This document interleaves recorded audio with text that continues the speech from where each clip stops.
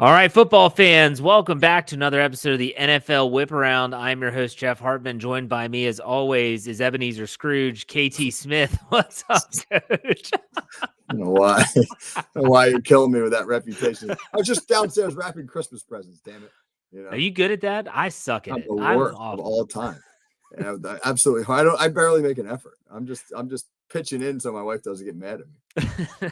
I'm the guy that says, "Can we just put it on a bag? Like I can do tissue paper. Let's just put it on a bag and give it that way." But no, I'm good with the outside lights. I can hang some outside lights. And there you that's my go. contribution. Exterior illumination. Yeah. The little lights aren't twinkling. Thanks for noticing, Art. All right, let's get this show started. We're here to talk about the NFL, and we're here to talk about I feel like there's some clearing up of the playoff picture. We're going to talk about that as we go throughout this show, as we talk about the burning topics surrounding the NFL after Week 15. Let's talk with some MVP talk. It's been a while since a non-quarterback has won the award. To be specific, it was Adrian Peterson back in 2012 when he was a running back for the Vikings. Well, I'll tell you what, Christian McCaffrey is making a pretty strong case for himself to maybe be the next non-quarterback MVP. He scored 3 touchdowns at 187 scrimmage yards against the Cardinals for the 49ers. And even Brock Purdy said that McCaffrey was the league's most complete player and deserved the MVP. The question that we need to answer is, are you okay with a non-quarterback winning the award? And if so, does McCaffrey fit the criteria? Coach, I'll let you go first.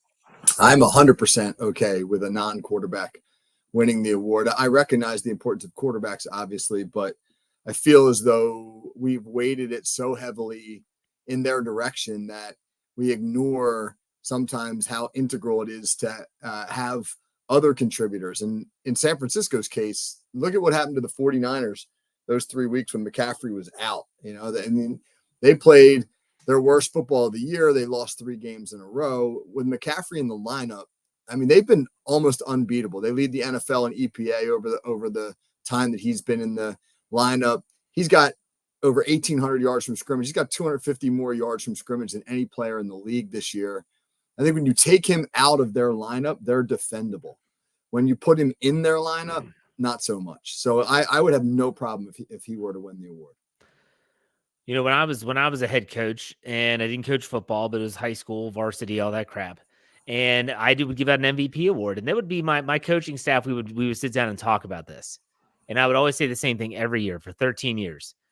I'm going to give this award not to the best player, to the most valuable player. Meaning, if you don't have that player on your team, they are not the same. That's value. Like if you lose this guy, you might as well kiss it goodbye because it's not going to be the same. What you just said about Christian McCaffrey backs up that premise that he is the 49ers' most valuable player. And I'm fine with a non-quarterback winning the award. I wish they would consider more defensive players, to be honest with you, because you talk about the Myles Garretts, the TJ Watts of the world. They were game wreckers, and they can win games for their team. They've proven it time and time again, especially TJ Watt, where Steeler fans were a little biased, but still you've seen him win games for the Pittsburgh Steelers on the defensive side of the ball. I don't know why the quarterback has become and it has to be a quarterback MVP, but let me ask you this question. It's about a quarterback. What about the Christian McCaffrey's teammate, Brock Purdy?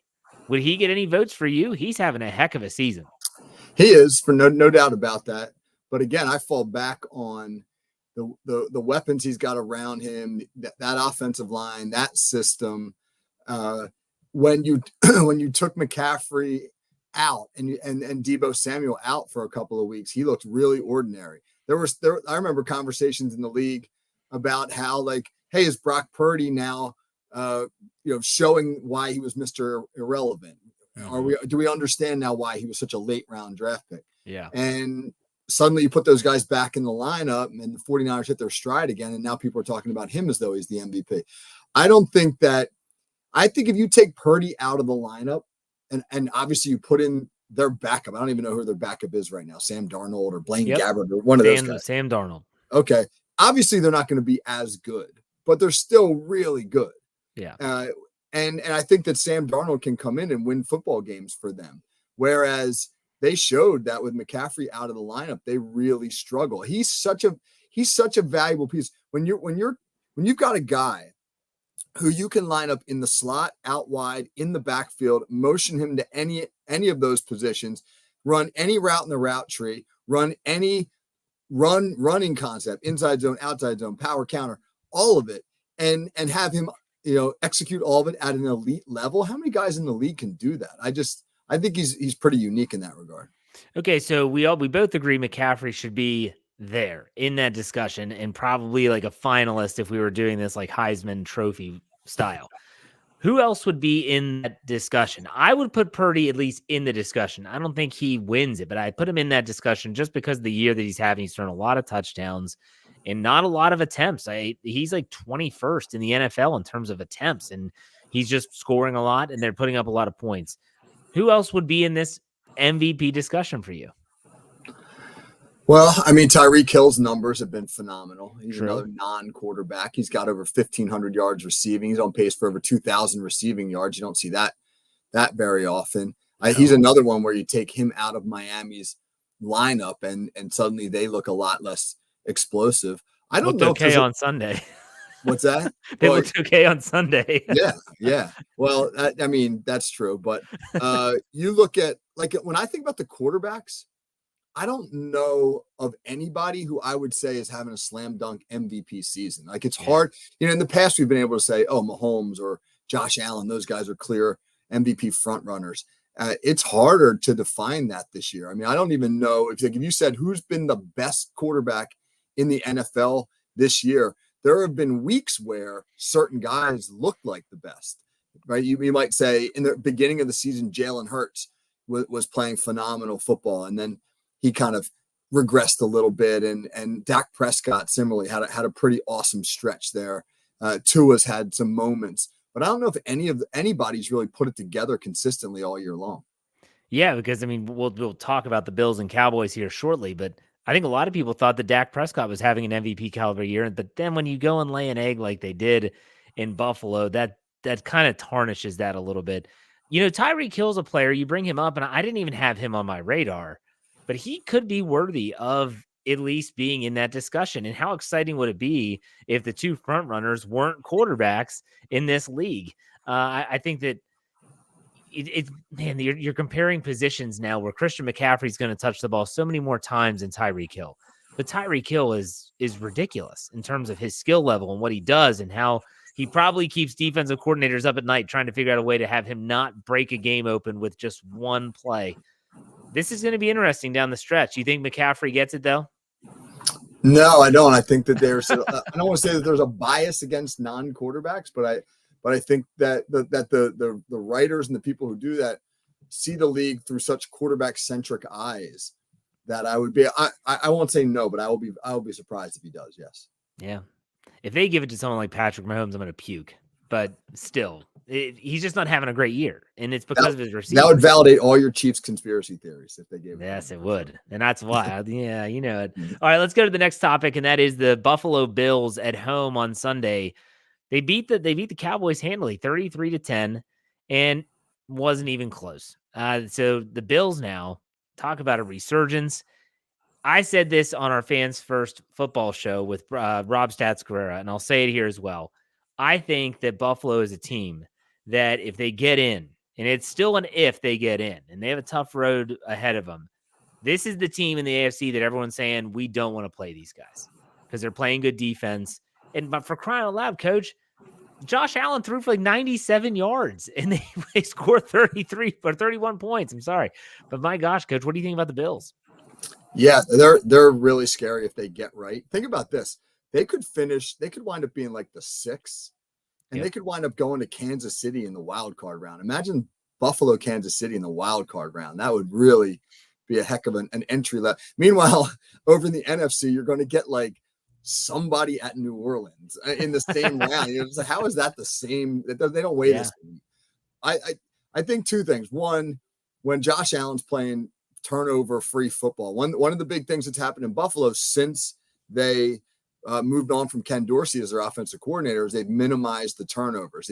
They've really gotten him to take better care of the football. When he's doing that, they're scary. They've also gotten back to running him a little bit more on design runs, which is tough on the defense. Always, can't account for the quarterback in the run game. So obviously getting him right has coincided with their resurgence. But, just to sidetrack a hair and talk about Dallas real quick, what you saw from Dallas is what everybody fears about the Cowboys. Well, fears, I should say, as in the things that they're wary of by picking the Cowboys. You get them out of Jerry World, you get them into an uncomfortable environment, and that's what you get from the Cowboys, which is why I'm always on a prove it mentality when it comes to them. Yeah, Dallas, that's a bad loss for them. And it has nothing to do with Dak Prescott's bid for the MVP. It has everything to do with the fact that they're undefeated at home, putting up a crap ton of points doing it. And then when they go on the road, they have a losing record. And they're just they're not the same team. And so we can talk about narratives all we want, like the Miami Dolphins, they don't beat good teams. Dallas has that same narrative. It's not the same exact narrative, but if you get them, like you said, not favorable conditions. It's cold in Orchard Park, and they're not in their nice, comfy confines of Jerry World, and they struggle, and they struggled mightily. And I was shocked. It's the defense that was. I mean, what did James Cook have total? Like 170 some yards on the ground. Like this Dallas defense coach was supposed to be a lot better than this. Am I right? Yeah, and like you alluded to earlier, it wasn't even that close. It was 31-3. It could have been 50-3. I mean, Buffalo did whatever they wanted with the football. I was stunned at how big the holes were. Yeah. They would give you that sort of end zone view of some of those run plays. And I mean, Buffalo was getting double teams and just moving the Cowboys to the second level, and their running backs weren't getting contact until 4 or 5 yards down the field. That's not something you see very often in the NFL, especially against a supposedly vaunted defense like Dallas. And so you look at the schedules for these teams, and it doesn't get easier. I'm trying to pull it up quickly. I had it up earlier. Dang it. And so I know that Buffalo, they have a pretty tough road to hoe here. Let's take a look. So Buffalo's schedule, they're 8-6 right now, looking good.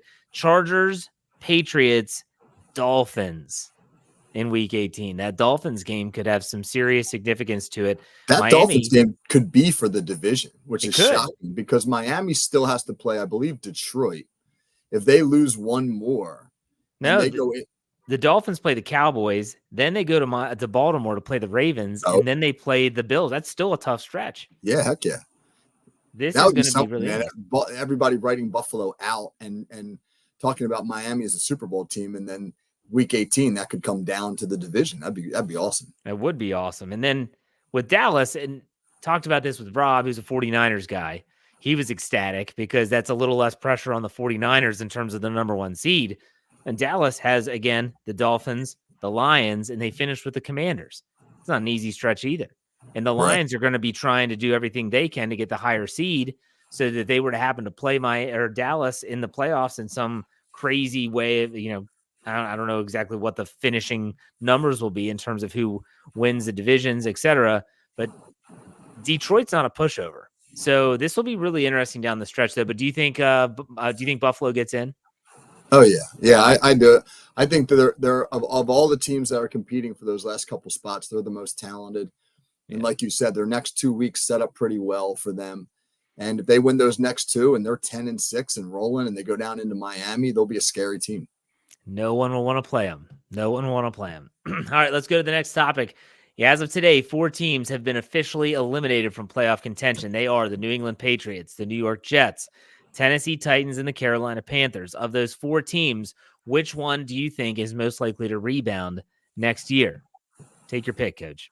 Yeah, well, I'll let you talk about the Jets because I figure that they're the easiest one there. So I'll play the contrarian role or the outside angle. I was looking at all those rosters today. New England's in bad shape. New England doesn't have a quarterback. They're aging on defense, and they're not particularly good up front. That's a bad combination. Tennessee's in bad shape. They may have a quarterback in Will Levis, but they stink up front. I mean, Levis got sacked 7 times on Sunday and probably avoided 3 or 4 others with his athleticism. That their offensive line is really bad. So while the Jets are a logical choice as far as that goes, but you never know what's going to go on with Rodgers. I don't think Carolina is as far off as people think they are. I think that if they get the right coaching staff in place, now who knows what that'll be, and you got to be able to deal with David Tepper if you're going to take that job, and and there's a lot of variables there. But I mean, they've got a decent run game and they've got a decent defense. I think that they've played below their talent level this year. I think that the way that they mishandled Bryce Young was a huge problem. And I think if they can get him right and then bring in some talent at wide receiver, they won't draft until the first pick, most likely of the second round, but they've got some money to spend in the offseason. If they can bring in some wide receiver talent, I don't think they'll be terrible. I'm not saying they're going to be a playoff team, but they're not going to be a 2-win team. So every team that is listed here is already eliminated from the postseason, has a huge glaring issue this offseason. You brought up like the Tennessee Titans offensive line, and their defense isn't that good either. Carolina, I mean, you're searching for a new head coach. You got a really young quarterback who's still unproven, not a lot of receiver help, not a lot of talent on that team. New England's going to be getting a new head coach as well. They don't have a quarterback. In the Jets, the one thing that they could say is they do have their coach returning, unless something shocking happens and they fire Salah, which I don't think they'll do. But Aaron Rodgers is a question. But the Jets have that defense, and that's the one thing I think that makes me think, well, if one team's going to rebound, it's the Jets. If Aaron Rodgers plays, and if he is able to play at a high level still, that defense should be good enough to keep them in games, and he should be good enough to win them some of those games. Not saying they're going to go to the playoffs, not saying they're going to win the Super Bowl, but a rebound from what they have right now, I think is logical to have them first. And then I'm actually going to go with Carolina second, Tennessee, and then New England in terms of my hierarchy there. Because I just think New England is in shambles with no quarterback. They're going to lose their head coach and their GM. That is a ton of turnover. Do you agree with that hierarchy, Coach? I do. I mean, I definitely think the Jets are in the best position. I Yeah. figured we both would not talk about the Jets. So. But I don't think Carolina is as awful as their record indicates. I think, again, there was a lot of mismanagement there this year, and I think you can get them right. There's a reason they chose Bryce Young. I don't think Bryce Young is a guy who's going to fail as an NFL quarterback. I just think that the marriage of him and not just Frank Reich, but that entire soup that they had of an offense with 3 and 4 different guys in his ear really caused him to struggle. And if you clarify what is expected of him, you simplify the offense, you build it around his strengths, I think that they've got some other pieces there that can lead to some success. Okay, we talked about coaches that are going to be being replaced. We mentioned New England, but the Chargers finally did it. They finally did it. It took getting their doors blown off in prime time against the Raiders on Thursday Night Football last week to fire Brandon Staley. I don't know how that guy kept his job for so long, but he did, and they finally fired him. The last 3 coaches in the Chargers, you listed them here, Staley, Anthony Lynn, and Mike McCoy, none of whom had previous head coaching experience, and all were pretty much unknowns at the time they were hired. Now, those coaches altogether went 81-86 with Phillip Rivers and Justin Herbert as the starting quarterbacks. If you were the Dean Spanos, the team's owner, would you target a big-name coach to pair with Herbert, like Denver did with Sean Payton and Russell Wilson, or are you going to stick with the unknowns? How are you handling that, Coach? I mean, the track record, that's 10 years where you had really good quarterbacks. Phillip Rivers is going to be in the Hall of Fame. Justin Herbert looks like he could be headed in that direction if he can harness his potential. And yet you got a sub 500 record and I think 1 total playoff win over that time. So you didn't get obviously the return on the investment you should have. Most teams with elite quarterbacks have more success than that.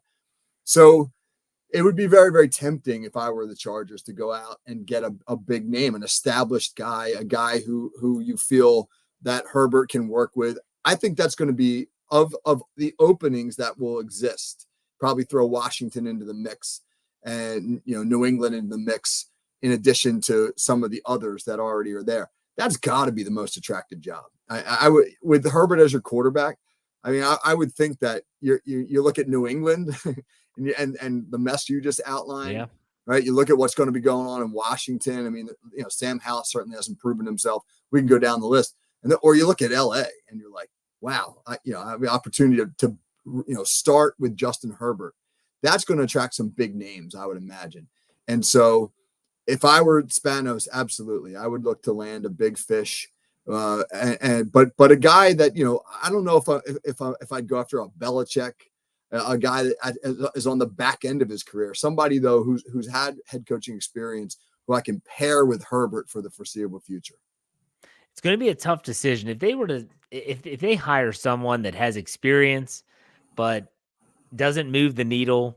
Like, let's say Ron Rivera gets fired, and then they like, we're going to hire Ron Rivera. Like, that would be the most deflating hire for the Chargers ever. Like, this is a guy that hasn't done it. I mean, he got to a Super Bowl in Carolina, I believe, but hasn't done it with Washington. Granted, they didn't have the quarterback, but still, you kind of want that young up and comer. And that's where you get into that unknown, though. And a lot of people I want the next McVay. Give me the next Sean McVay, the Kyle Shanahan. Give me some of these guys that have come out of hell. Give me the D'Amico Ryan. Like, these are guys that don't have the experience of being a head coach, but are those young, innovative coaches that a lot of these owners are looking to find.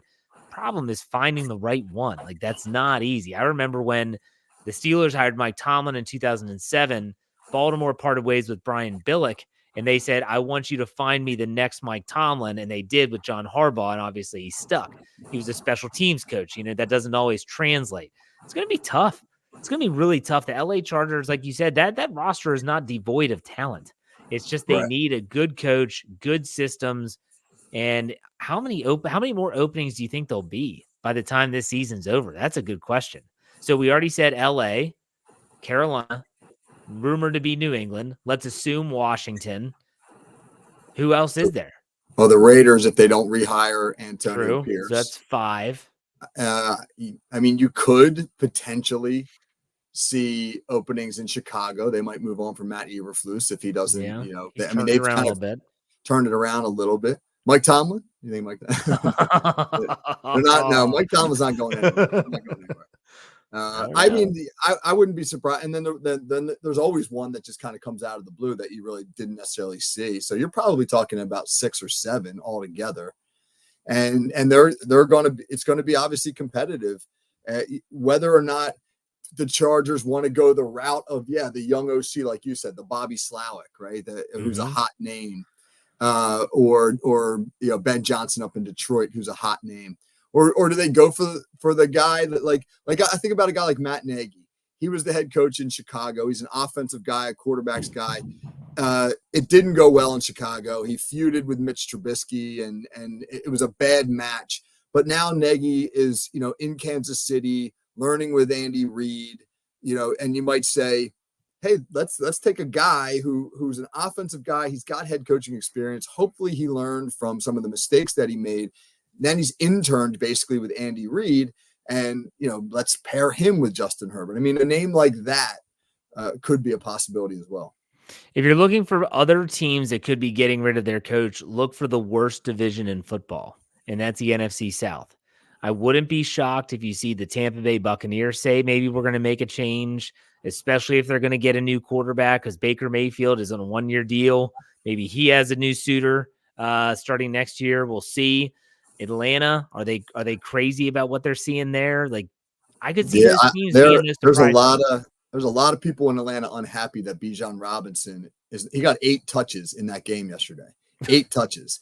And I mean, he is a supremely talented individual, and the Arthur Smith offense, which he was brought there as to sort of build them in the image of the good Tennessee Titans teams of a couple years ago, and that just really hasn't happened. So that's a possibility as well. Keep your eye on those. Now, we're going to talk about the Indianapolis Colts and the Pittsburgh Steelers game for a lot of reasons. Before we dive into the Colts, who are turning heads and putting themselves in a really good spot in terms of the playoff picture, I have to bring up the news that broke on Monday, and that was that the NFL, who ejected DeMonte Casey from the game for a hit where Michael Pittman Jr. had to lay out for a pass. He tried to lead with his shoulder, hit him with his shoulder, but hit him high. It was ugly. We knew the flag was coming. Gets ejected. The NFL doubles down and suspends him for the rest of the season, and that includes the playoffs if the Steelers were to somehow, some way make it. Coach, first let me ask about the hit. The hit itself, was that a hit that should he have been ejected from the game? No, absolutely not. Well, if they want to throw a flag on that, okay. I can live with the flag. because the receivers go into the ground, and in the current environment, you can make the argument because he should have avoided him. But you know as well as I do, because I'm sure you've watched it over and over again. Kazee hits him with his shoulder pad, and the first contact that he makes is not to the head. And that's everything that they've been telling guys to do. Everything they've been telling him to do. All right, does Kazee lower his helmet? Yes, he does. Does he go down to hit a guy who is quote unquote defenseless? I don't even know what that means anymore. Right. Does it mean any guy who's in the air or diving for the ball, are they now defenseless? Because if they are, and I'm a wide receivers coach, I'm going to be like, hey, jump up in the air. If the ball's thrown in your midsection, just jump in the air. The defense can't hit you. It's so absurd the way that they've written this rule now. So Kazee goes down low to hit a guy who's falling to the ground, but he strikes him with his shoulder high on the shoulder pad of the receiver. How's that an ejection? Again, what is my number one issue with NFL officiating? It's the consistency of it. So sticking with the Steelers, go back to week 13 against the Arizona Cardinals. A very similar throw made by Kyler Murray leads, I believe it's his running back out of the flat, and Elandon Roberts, who's playing in zone coverage, sees it, goes and hits him. Now he hits him a little late and he hits him high. It was ugly, and that player got injured as well. Draws a flag, gets fined, but not ejection. Okay. To me, when I watched that play as a Steeler fan, I said, there is the standard of what is allowed and what's not allowed. When I saw the KZ hit, I thought, okay, same thing. You're going to get flagged. There's going to be a fine. But then all of a sudden he gets ejected. I was like, what? Why? How is he getting ejected? Like, what is the differentiation between those hits and all the other hits of a defenseless receiver? As you said, no one even knows what that means anymore. Like, how do they decipher what is ejection and what is not? And then to find out the NFL suspends him for the rest of the year based on the fact that he had been fined multiple times this season, I guess. I think I saw on Twitter that he's been fined because NFL is jacking up the number amount of dollars that they're finding these players. He's been fined over $200,000 this season. And so then I just don't get the suspension, coach. I try to make it make sense to me, who hates the officiating as it is. No, I can't make it make sense. I don't understand. They did something similar earlier in the year with who was Jackson from Denver, right? Yeah, Kareem Jackson. And I mean, he got the lifetime achievement suspension, right?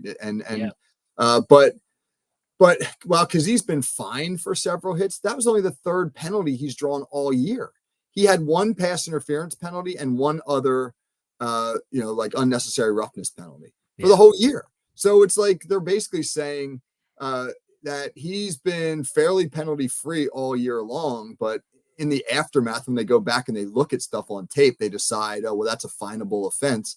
It makes no sense. The one thing all right, if we're going to go in this direction, which obviously we are as a league, one thing they could do is they could go to the college or the high school rule that where when your knee's down, you're down. And that way, that when a guy's diving for a ball and going to the ground, a defender understands that he's going to be down. He can't get back up and run. And that might take a little bit of this away. But otherwise, there's no way to police this effectively without the inconsistency, because it just happens far too fast and the rules are far too vague.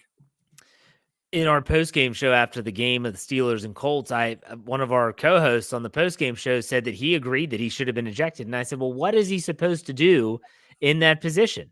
Damontae Kazee is taught to try and dislodge the football so it's an incomplete pass by any means necessary.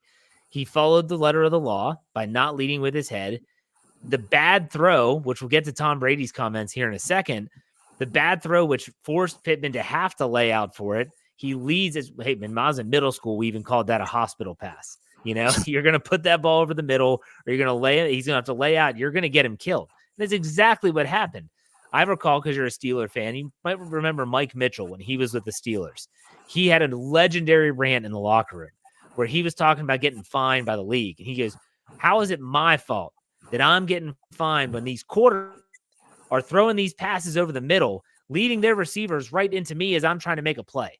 Again, I get that. I don't understand how these defenders are supposed to play defense, because what is KZ supposed to do in that position? The only answer the NFL will say is let him catch the football. And I can't support that as a guy that played football and at the lowest level and someone that loves watching the game. How in the world am I ever going to want to watch a game where a defender is going to stand there and be like, okay, I can't hit you here, so you go ahead and catch it. And then when you land on the ground, I'll touch you down. That's not fun. I don't get it. Any final thoughts on this before we move on? It's amazing. I'm not saying that they're not doing the right thing by trying to protect players. I think we all agree that that's the right thing to do. It's just that you can't protect players by taking the physicality out of the game within the moment. Like when we're talking about receivers jumping up in the air for a ball that's thrown high and not being able to hit them. You can't. It's not football anymore. If you say that, oh, you can't touch that guy because he's defenseless, because the alternative is to literally let him land and then make a football move, which means he's caught the ball and is now running with it. So, what's the alternative? None. I don't know. All right, well, let's stick with the Colts discussion. Them beating the doors off of the Steelers on Saturday increased their odds to make the playoffs to 66%. That's without Anthony Richardson, who's been out since week 5. Jonathan Taylor wasn't in the game. They lost Zach Moss in this game. I mean, there were these no-name guys. I knew Trey Sermon from when he played at Ohio State, but other than that, they had like practice squad guys running all over the Steelers. This Shane Steichen team, led by Gardner Minshew, is really, really starting to turn it on. Now, how long is it going to last? I don't know. Will they make the playoffs? Nothing is certain at this stage. But at the same time, there are people that saying that Shane Steichen could be coach of the year. What do you think? Because I've got another guy in the AFC that could be another nominee, but I'll let you talk about Steichen first. Yeah, I think one, I was really impressed with what they did in that Pittsburgh game. If I'm trying to take off my Steelers glasses and step back and just assess it, the film breakdown that I just did for our YouTube channel is largely about what Indianapolis' success in the red zone against Pittsburgh's defense. All 3 of their touchdown passes, they had a perfect route called for the coverage the Steelers were in. They knew exactly what the Steelers were going to play, whether it was based upon tendency or formation, I don't know, but they knew exactly what it was, and they dialed up a perfect route for it, and they executed it really well. They had the Steelers still, I don't know, did the Steelers defense understand what an RPO is? They clearly couldn't defend RPOs. I mean, the Eagles were the team that really brought the RPO to the NFL under Doug Peterson about 6-7 years ago. And Steichen was on that staff, and he really learned how to run those, and he's doing a great job implementing them. They're going to be a really fun offense when they get Richardson back and Taylor and those guys. They do a lot of really interesting, creative things. Yeah, I think he and I'm not trying to steal your thunder if this is where you're going, but I think between he and D'Amico Ryans, you've got in that division 2 teams in Houston and Indy that are way exceeding expectations. Both those guys should be in Coach of the Year conversations. I was going to say someone else. I wasn't even going to say D'Amico Ryan. I was going to say Kevin Stefanski in Cleveland. Yeah. I mean, think about it. This guy's won games with 4 different quarterbacks: Deshaun Watson, PJ Walker, Dorian Thompson-Robinson, and now the ghost of Joe Flacco is coming Rises again. And not to mention, though, still, people don't realize this either. It's without Nick Chubb. He lost his bell cow running back and his 2 best offensive linemen. I know he's like on his tackle 3-4 as his starting bookend tackles. Myles Garrett's still playing well, but he's banged up. You can tell Denzel Ward has missed time. That team is finding these crazy ways to win football games. And is it sustainable? Most will say no, it's not. But I think that at the same time, you have to give a lot of credit to Kevin Stefanski, and that makes me throw up in my mouth as a Steeler fan. I was just about to say, this is very big of you right now. Putting on my NFL hat here. It's trying to be a very level-headed discussion, but no, it makes me puke. But still, Kevin Stefanski's doing a hell of a job, and he's done a hell of a job. I still remember him not even being allowed on the sideline in 2020 when the Cleveland Browns beat the Steelers in the postseason, and Ben Roethlisberger's last he played in the playoffs his last season, I think, but still, when they ended at Heinz Field, and I was like, man, that dude wasn't even there. And then I think Kevin Stefanski deserves to be in the conversation. We'll put it that way. You agree or disagree? Absolutely. Those are 3 guys you can make a case for all 3 of them. For sure. All right, let's finish this up with the player profile. Derrick Henry. Is this the end of the road for this type of running back in the NFL? That's the question here. Yeah, usually player profiles are praising guys for, having a great week or because they're a great story. The reason I brought Derrick Henry up was because I read this statistic on Monday morning. Derrick Henry in their game on Sunday became the first player in NFL history to have 20 or more touches and gain 10 yards or less. 10 Jeez. total yards or less. That's how bad Tennessee's offensive line is. But that's also kind of like, how much his skill set has eroded as just a big power back in the mode of some of those running backs from the 1990s, early 2000s. I don't know, when you look at the premier running backs in the NFL these days, they're much more of the hybrid types. The guys that can run the wide zone plays can be used as receivers, motion out of the backfield. It just feels as though the Derrick Henry type running back as an every down back is an endangered species. And so I wonder if you never say never. Trends go away, and then that they come back because you're making a counter move to what the defense is doing, et cetera. And who knows, 10 years from now, the big back may be back in vogue. But it feels as though it's going to be a while before we see another Derrick Henry. I think Derrick Henry's unique not only because he stayed on the field as much as he did, but just his style. I mean, when you watch him run, like, how does this work? He looks like he runs really upright. He doesn't have that Bo Sanders. It doesn't look like the athlete. Like when I think of Bo Jackson, I've just merged Bo Jackson and Barry Sanders. God, what a player that would have been. But still, Bo Jackson, like when you watched him, because he was a big guy too. And you mentioned Christian Okoye in your call sheet from last week. Yeah. And those were guys that were bigger, but when they ran the ball, it just had a different look. Derrick Henry looks like he's real stiff. He looks like he runs upright, but he is still a monster. He's hard to bring down, and he has some breakaway speed that some of those guys that I just mentioned didn't really have. I don't know if you're going to see that mold of a player anymore. Some pointed to Najee Harris with Pittsburgh. I don't see it. I don't see that same type of player, and maybe that is offensive scheme. I don't know.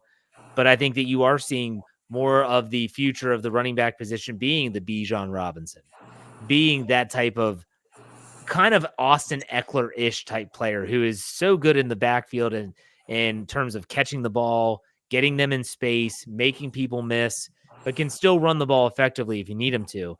And Derrick Henry was fun. I just don't know if it's sustainable in the league, and he might be gone. I don't know who's going to pick him up, and we'll see if he can recreate that magic somewhere else. We'll see. Yeah, generally with those big backs that when they start to go, they go pretty fast. And yeah, I think you see it already with Najee Harris that like he isn't explosive enough to be a big play guy. Mm-hmm. He's not elusive enough to make guys miss much in space. Occasionally he'll run through a tackle or hurdle a guy, but for the most part, he goes down fairly quickly after contact because he just can't create the space for himself.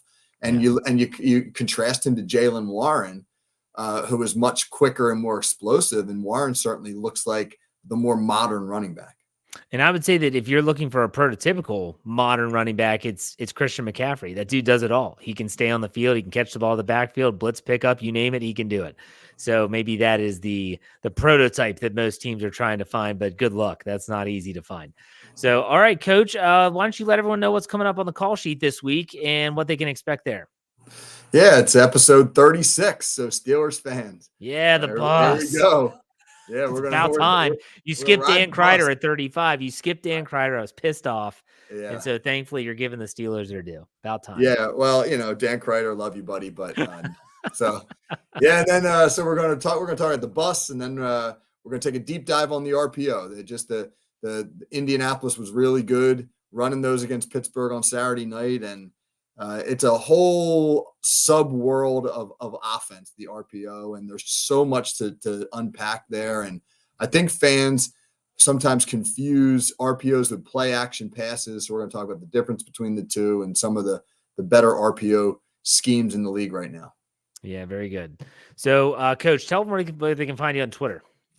At KT Smith FFSN, and video breakdowns on the Steelers YouTube channel. There you go. Steel Curtain Network on YouTube. You can find all of our content about the Steelers on the Steel Curtain Network. You can find me on Twitter at jhartman, HERTMAN_PIT. For all the loyal listeners out there, next week might be a little bit of an altered schedule, but we'll get you the whip around at some point. Coach, it's been fun. Merry Christmas. Happy holidays. We'll talk next week. Yes, sir. Merry Christmas, everyone. Take it easy.